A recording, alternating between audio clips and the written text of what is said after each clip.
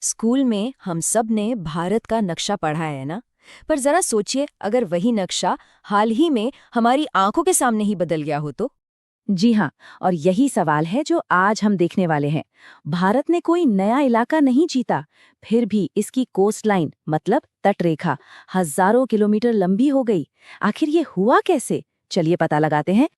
तो ये है नया ऑफिशियल नंबर। पहले भारत की कोस्टलाइन थी 7,516 किलोमीटर्स और अब है 11,098 किलोमीटर्स। मतलब लगभग 48% का जबरदस्त उछाल। और नहीं, ये कोई गिनती की गलती नहीं है, इसके पीछे एक बहुत ही कमाल का साइंटिफिक कारण छिपा है।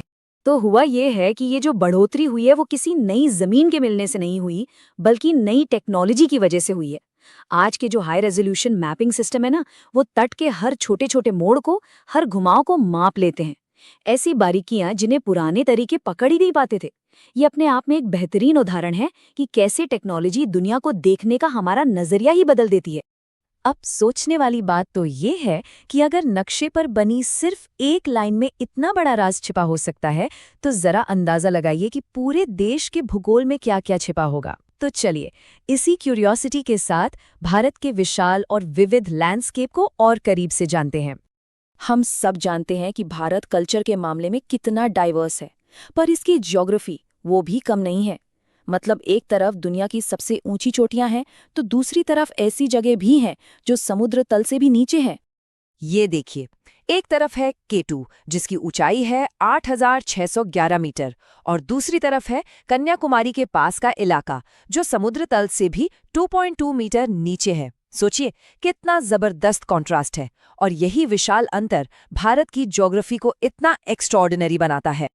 और इस कमाल की डाइवर्सिटी के पीछे ना एक एपिक जियोलॉजिकल कहानी है। करोड़ों, जी हाँ करोड़ों साल पहले इंडियन प्लेट ने उत्तर की तरफ अपना सफर शुरू किया और जाके टकराई यूरेशियन प्लेट से।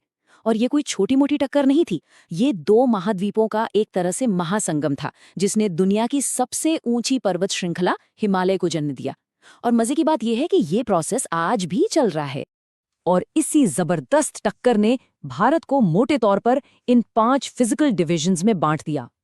उत्तर में हिमालय की ऊंची दीवार, उसके ठीक नीचे नदियों से बने हरे भरे मैदान, फिर दक्षिण में पुराना पठारी इलाका, किनारों पर कोस्टल प्लेन्स और समंदर में फैले हुए आइलैंड्स।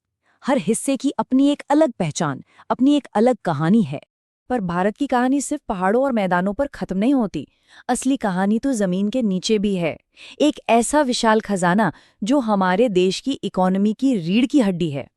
ये सब उसी पुरानी जियोलॉजी का कमाल है जिसने भारत को मिनरल्स का भंडार बना दिया। हमारा जो पेनिनसुलर प्लेटो है, यानी प्रायद्वीपीय पठार, वो दुनिया की सबसे पुरानी जमीनों में से एक है। और यहीं पर लौह अयस्क से लेकर सोना तक हर तरह के मेटालिक और नॉन मेटालिक मिनरल्स भरे पड़े हैं।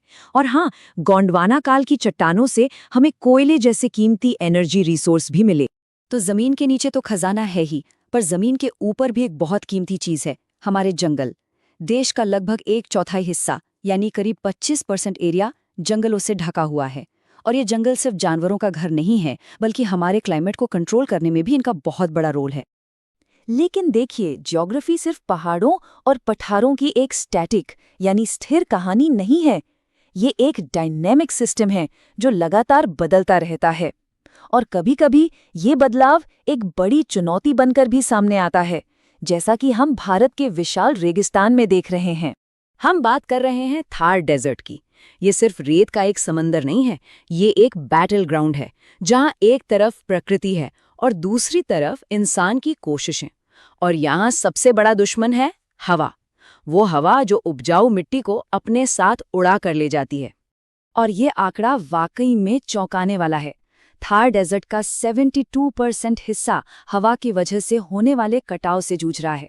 मतलब सीधी सी बात यह है कि रेगिस्तान लगातार फैल रहा है, और इससे खेती की जमीन और इंसानी बस्तियों दोनों के लिए खतरा बढ़ रहा है। लेकिन अच्छी बात यह है कि यहाँ इंसान हार नहीं मान रहा, और इसका मुकाबला करने का तरीका भी बड़ा दिलचस्प है, जो पूरी तरह से नेचर पर बेस्ड है। सबसे पहले जो अफेक्टेड एरिया है उसकी फेंसिंग की जाती है, ताकि कोई बाहरी दखल न हो। फिर वहीं की लोकल झाड़ियों और घास से छोटे छोटे बैरियर यानी विंड ब्रेक्स बनाए जाते हैं, जो हवा की रफ्तार को कम कर देते हैं। और आखिर में खास तरह के पेड़ पौधे और घास लगाकर उन रेत के टीलों को हमेशा के लिए एक जगह पर रोक दिया जाता है ना? सिंपल और साइंटिफिक, दोनों का एक बेहतरीन कॉम्बिनेशन। तो हमने शुरुआत की थी एक कोस्ट लाइन के रहस्य से, फिर हमने हिमालय के बनने की कहानी जानी, और फिर रेगिस्तान को काबू करने की कोशिशों को भी देखा। इन सब बातों से एक चीज तो बिल्कुल साफ है, भारत की ज्योग्राफी कोई किताब में छपा हुआ स्टैटिक सब्जेक्ट नहीं है, बल्कि ये एक जीती जागती लगातार बदलती हुई कहानी है। और यही आज की हमारी पूरी बातचीत का निचोड़ है। हम जिस धरती पर रहते हैं वो लगातार बन रही है, बदल रही है, और हमारी टेक्नोलॉजी, हमारे एक्शन इस बदलाव को एक दिशा दे रहे हैं। कोस्ट लाइन का नए सिरे से मापा जाना हो या रेगिस्तान को फैलने से रोकना, ये दोनों ही इसी डायनामिक प्रोसेस का हिस्सा हैं। और ये सब हमें एक आखिरी सवाल के साथ छोड़ जाता है। अगर आज हम अपनी कोस्टलाइन को फिर से माप सकते हैं, तो कल हम और क्या-क्या नया जान पाएंगे? आज जिस तरह से क्लाइमेट बदल रहा है और टेक्नोलॉजी आगे बढ़ रही है, हमारे प्लैनेट की ज्योग्राफी हमें भविष्य में और कौन से नए सरप्राइज और चैलेंज देने वाली है, इस पर सोचना तो